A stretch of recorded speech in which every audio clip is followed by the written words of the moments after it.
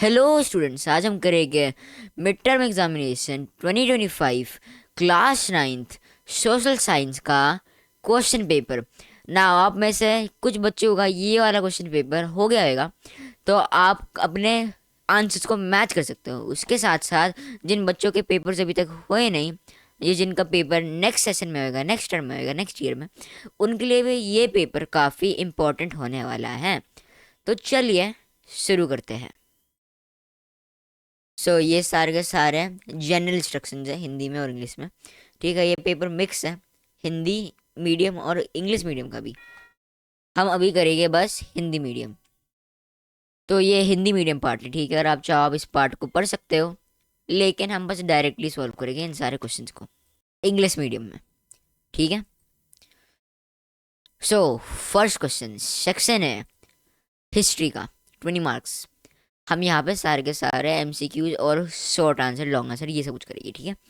तो सबसे पहले अरेंज द फॉलोइंग। ना जो ये वाला क्वेश्चन है, इसमें थोड़ा सा मिस्टेक हुई है, थोड़ा मिसप्रिंट है, लेकिन ये लिखा हुआ है in relation to French revolution in sequence.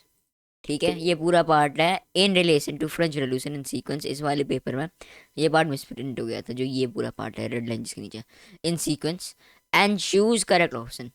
तो जो ये सारे इवेंट्स है, the fall of Bastille, Robespierre's reign of terror, Louis 16 becomes king of France और नेपोलियन डिक्टेटरशिप इन फ्रांस, ये सारे इवेंट्स को हमें करेक्ट ऑर्डर में अरेंज करना है, ठीक है।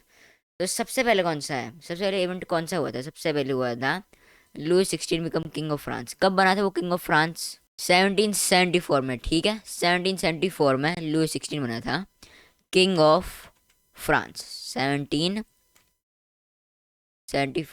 1774 में। तो ये फर्स्ट इवेंट है। फिर fall of Bastille fortress prison कब हुआ था? वो हुआ था 1789 को, 1789 को। तो ये इससे आ गया 1789। और फिर में आखिरी में फॉल ऑफ बास्टिल 1789 को हुआ था।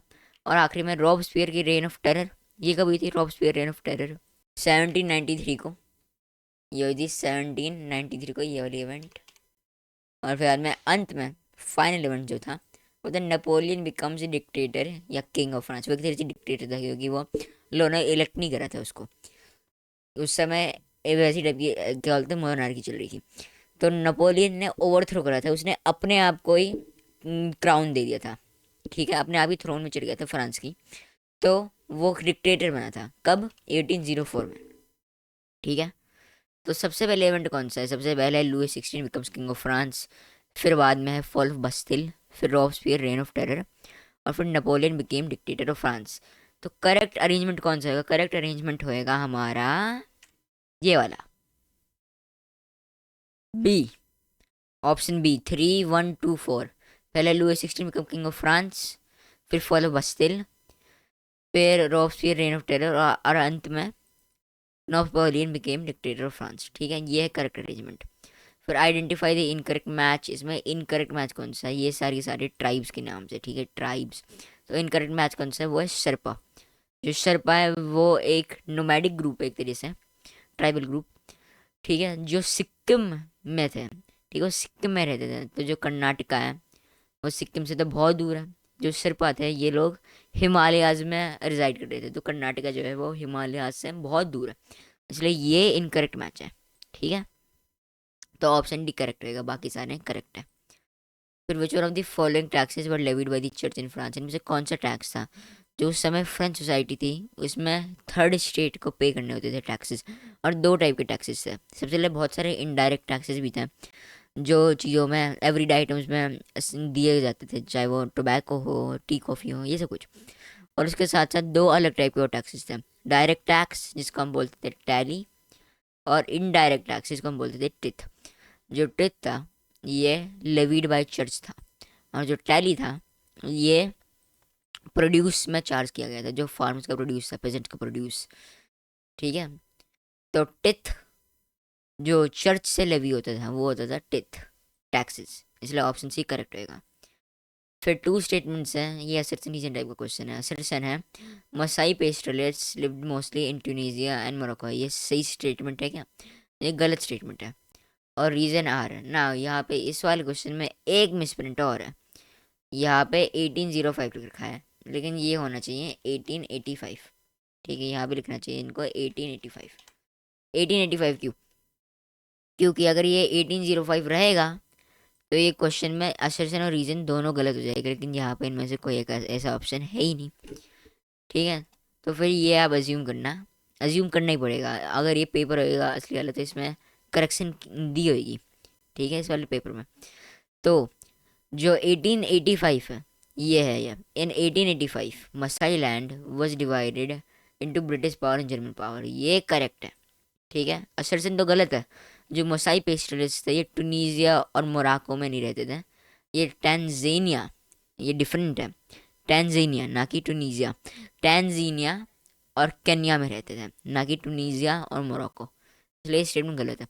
लेकिन 1885 में मसाई लैंड को डिवाइड कर दिया था ब्रिटिश पावर और जर्मन पावर ने, ये करेक्ट स्टेटमेंट है बिल्कुल। इसलिए option D, A is wrong but R is true, ये करेक्ट स्टेटमेंट होगी। और याद रखना यहाँ पे करेक्शन होगी, ये वाली 1805 नहीं रहेगा, 1885 होगा। क्योंकि अगर 1805 रहता तो ये पूरा क्वेश्चन ही गलत हो जाता, क्योंकि फिर कोई ऑप्शन बनता ही नहीं। Both A and R are false, ऐसा कुछ ऑप्शन था ही नहीं। फिर वापस से ये हिंदी मीडियम पार्ट है, हम इसको स्किप करेंगे। और भाई हम थोड़ी देर में ये लॉन्ग टाइप क्वेश्चन करेंगे, जो ये शॉर्ट आंसर, वेरी शॉर्ट और लॉन्ग टाइप क्वेश्चन है, ये जो ये पैसेज बेस्ड क्वेश्चन है, हम इनको थोड़ी देर पहले करेंगे। पहले हम हर एक सेक्शन के एमसीक्यूज कर देते हैं, एमसीक्यूज और असेसमेंट रीजन टाइप क्वेश्चंस। ठीक है, तो वापस है हिंदी मीडियम पार्ट। फिर बाद में ये है सेक्शन बी, जियोग्राफी, ये भी 20 मार्क्स का है। सबसे पहले हम इसके करेंगे एमसीक्यूज। तो 10th है, विच of the following states shares border with Bangladesh, इनमें से कौन सी स्टेट है जो अपने बॉर्डर को बांग्लादेश से शेयर करते हैं? ये है वेस्ट बंगाल।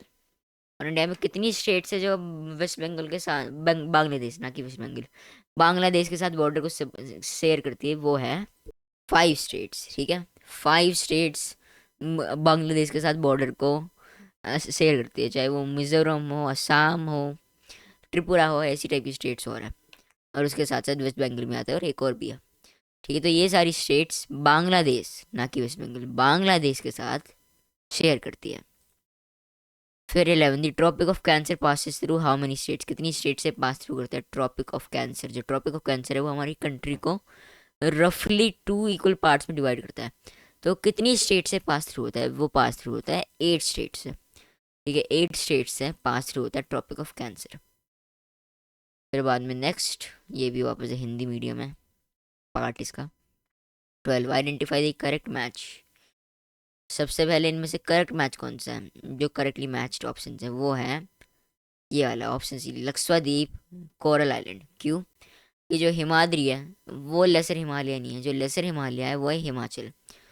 ठीक है, हिमाचल को बोलते हैं हम लेसर हिमालय। तो ऐसे ही जो ए है और डी है ये गलत हो जाएगी, कि जो यहाँ पे लेसर हिमालय कौन सा होता है? हिमाचल। तो यहाँ पे इस ऑप्शन ए में हिमाद्री को बोलते हैं लेसर हिमालय, और जो ऑप्शन डी है उसमें हिमाचल को बोल दिया ग्रेट हिमालयाज। तो ये दोनों ही ऐसे गलत हो जाएंगे। और जो खादर है वो ओल्डर अलूवियल सॉइल नहीं हो सकता, खादर जो है वो न्यू अलूवियम सॉइल है। ठीक है, जो ओल्डर अलूवियम सॉइल है वो है भांगर।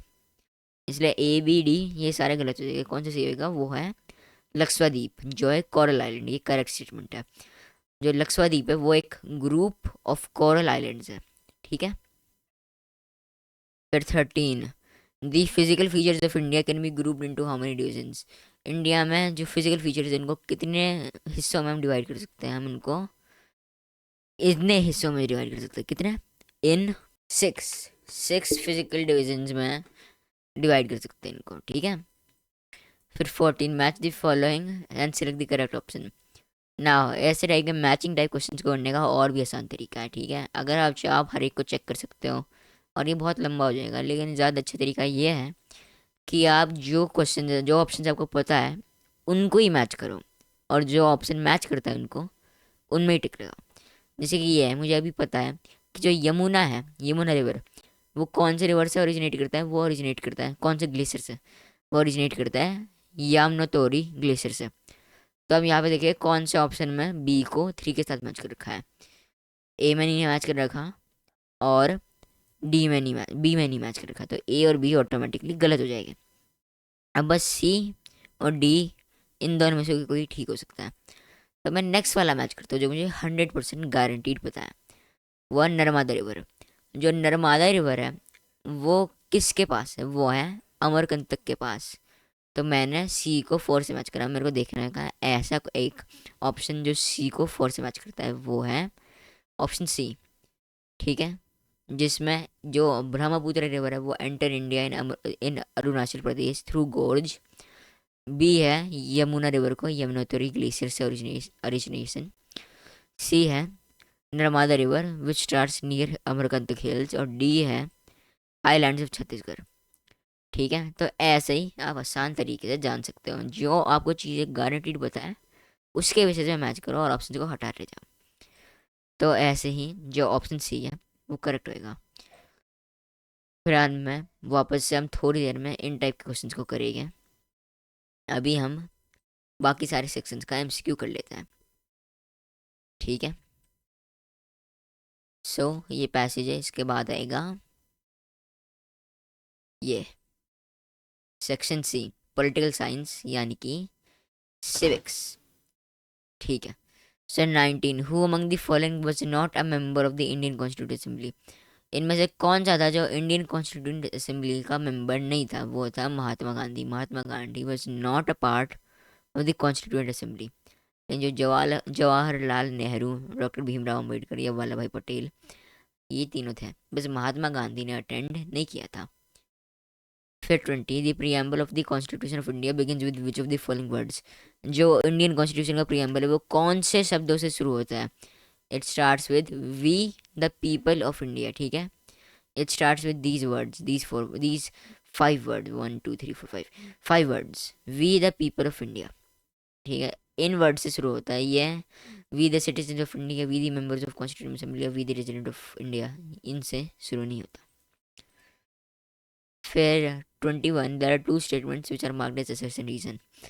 सो assertion है the constitution the document in which the rules and laws for governing a country are written. ये करेक्ट स्टेटमेंट है। ठीक है, जो कॉन्स्टिट्यूशन है उसमें रूल्स एंड रेगुलेशन रिटन होता है जिसके बेसिस में एक कंट्री को गवर्न किया जाएगा। और फिर रीज़न है the constitution is prepared only in democratic countries. ये भी करेक्ट स्टेटमेंट है। जो डेमोक्रेटिक कंट्रीज है वेल एक्चुअली ये स्टेटमेंट इनकरेक्ट है। ठीक है, जो ये वाली the constitution is prepared only in democratic country, this is incorrect statement. क्योंकि जो हर एक डेमोक्रेटिक कंट्री है उसमें कॉन्स्टिट्यूशन गारंटीड है।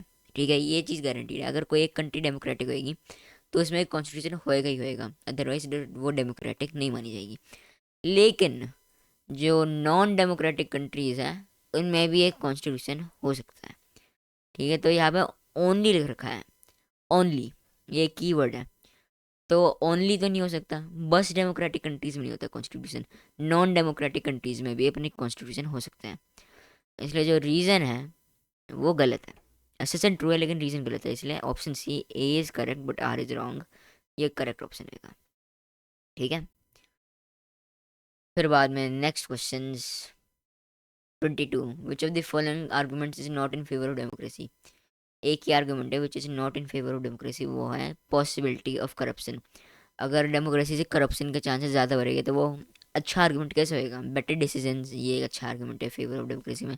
ये मोर अकाउंटेबल फॉर्म ऑफ गवर्नमेंट, ये भी एक फेवरेबल आर्गूमेंट है। लेकिन जो पॉसिबिलिटी ऑफ करप्शन है ये तो इनकरेक्ट रहेगा, इसलिए ओनली टू करेक्ट है। फिर देयर आर टू स्टेटमेंट्स, ये भी एक असर्शन रीजन टाइप क्वेश्चन है। असर्शन में है in a democratic system the final decision is taken by the elected representative. और रीजन है in democracy the government is elected by the people. जो assertion है ये थोड़ा सा डिपेंड करता है लेकिन मेरे अकॉर्डिंग ये गलत होएगा।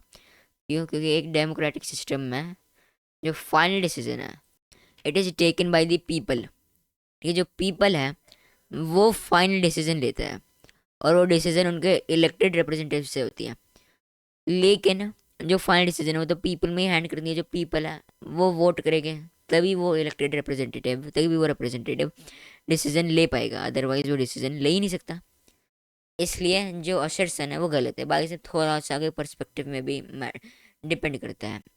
आप ये भी आर्गुमेंट दे सकते हो कि जो इलेक्टेड रिप्रेजेंटेटिव है वो पीपल की डिसीजन जो करता है तो एक तरह से उसमें ही फाइनल डिसीजन है।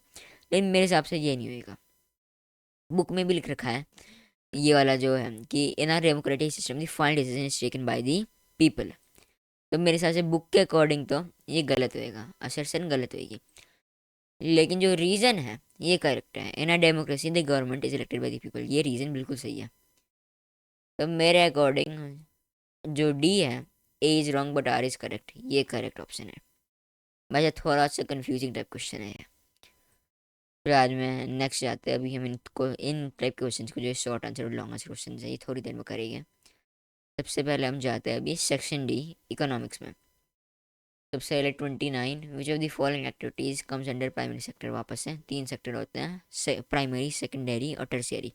प्राइमरी सेक्टर का एक दूसरा नाम होता है जिसका नाम है एग्रीकल्चर एंड रिलेटेड सेक्टर। और प्राइमरी सेक्टर में जनरली क्या चीज़ होती है, एक्सट्रैक्शन ऑफ नेचुरल रिसोर्स, जैसे कि जो क्रॉप्स है एग्रीकल्चर के दौरान। इसलिए इनमें से कौन सी एक्टिविटी है जो प्राइमरी सेक्टर में होती है, वो है एग्रीकल्चर। एग्रीकल्चर एक प्राइमरी सेक्टर वाली एक्टिविटी है।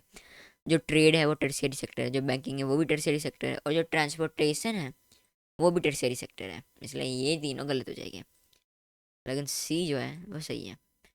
और 30, the work force population includes people whose ages. जो इंडिया है उसमें वर्क फोर्स की पॉपुलेशन जनरली क्या होती है, वो है बिटवीन 15 to 59 ईयर्स। ठीक है। फिर 31, what is a standard unit for measuring land. Standard unit मतलब जो सबसे कॉमन यूनिट है लैंड को मेजर करने का, वो क्या होता है, वो होता है हेक्टर। ठीक है, जो हेक्टर है it is the standard unit which is used to measure land internationally. हर एक जगह को हेक्टर यूज़ करते हैं कॉमनली। फिर बाद में नेक्स्ट पार्ट्स जो इसके ये वाला 32, there are two statements marked as A and R, read statement and choose correct option. Assertion है human capital formation is possible through investment in education, health and training, ये correct है। जो human capital है, human capital यानी कि जिससे हम humans को एक इम्पॉर्टेंट रिसोर्स बना सकेगी, जो human capital it is one of the most important resources ever. जो बाकी सारी रिसोर्सेज है वो अपने आप यूज़फुल नहीं हो सकती, लेकिन जो ह्यूमंस हैं वो उनको यूज़फुल बना सकते हैं। इसलिए ह्यूमन कैपिटल फॉर्मेशन काफ़ी इंपॉर्टेंट चीज़ है। तो जो ह्यूमन कैपिटल फॉर्मेशन है it is possible through investment in education, health and training, ये करेक्ट है। अगर हम किसी को एजुकेट करेंगे, हेल्थ उसकी मेंटेन रखेंगे और उसको ट्रेन करेंगे नौकरी के लिए या बिजनेस के लिए, जो भी चीज़ वो करना चाहता है, तो उससे उसका ह्यूमन कैपिटल बढ़ेगा। तो जो असर्शन है ये बिल्कुल करेक्ट है। लेकिन रीज़न क्या है, रीज़न गलत है, क्योंकि यहाँ पर लिख रखा है human capital is not superior to other factors like land physical capital. ये गलत है। जो ह्यूमन कैपिटल है वो बाकी सारे फैक्टर्स से सुपीरियर है, लेकिन यहाँ पे ऑपोजिट बोल रखा है, इसलिए असर्शन इज ट्रू लेकिन रीज़न इज गलत। तो करेक्ट ऑप्शन रहेगा option C, A is correct but R is wrong. फिर 33, which of the following is not an example of fixed capital. Fixed capital वो कैपिटल होता है जो हमारे लिए हमारे पास काफ़ी सालों तक रहता है, जबकि जो वर्किंग कैपिटल है वो टाइप का कैपिटल होता है जो कॉन्स्टेंटली बिजनेस एक्टिविटीज़ में यूज़ होता जाता है और होता जाता है। जैसे कि अगर आप कोई मशीन खरीदोगे, कोई बिल्डिंग खरीदोगे या कोई टूल खरीदोगे, तो वो 20 साल 10 साल चलता रहेगा। ठीक है, पैसा है आपके पास, ये आप बोल देते हैं आपको, आप एक क्या बोलते हैं रेस्टोरेंट का काम कर रहे हैं, रेस्टोरेंट। ठीक है, तो जो फ्लावर है, आप नान बनाओगे, रोटी बनाओगे, तो जो फ्लावर है वो आपकी बिजनेस एक्टिविटीज़ में यूज़ होता जाता है। या जो आपका पैसा है जो आपने अपने बिजनेस में इन्वेस्ट करना है वो भी कॉन्स्टेंटली यूज़ होता जाता है, स्टाफ को पे करने के लिए, मेंटेन करने के लिए रेस्टोरेंट को, ये सब कुछ। इसलिए जो फ्लावर और आपका जो पैसा होएगा, वैसे जनरली हम पैसे को यूज़ करते हैं, लेकिन फ्लावर वो भी एक वर्किंग कैपिटल माना जा सकता है क्योंकि वो रॉ मटेरियल है। ठीक है, तो ये वर्किंग कैपिटल है और फिक्स कैपिटल नहीं है। ऐसे ही इनमें से कौन सा फिक्स कैपिटल नहीं माना जाएगा, वो है रॉ मटेरियल। मैंने आपको ये रेस्टोरेंट वाले एग्जाम्पल से बता दिया था। उस वाले केस में जो फ्लावर है आपका वो आपका रॉ मटेरियल है, वो कॉन्स्टेंटली यूज़ होता रहेगा होता रहेगा। जैसे कि मनी है, मनी भी एक एग्जाम्पल है, लेकिन यहाँ पे रॉ मटेरियल लिखा हुआ था, इसलिए आप इसको चुनोगे। फिर 34, main activity of Palampur village is. जो पालमपुर वाली विलेज है आपने पढ़ा होगा इसके बारे में, इन दी वो वाला फर्स्ट चैप्टर इकोनॉमिक्स का, द विलेज ऑफ पालमपुर।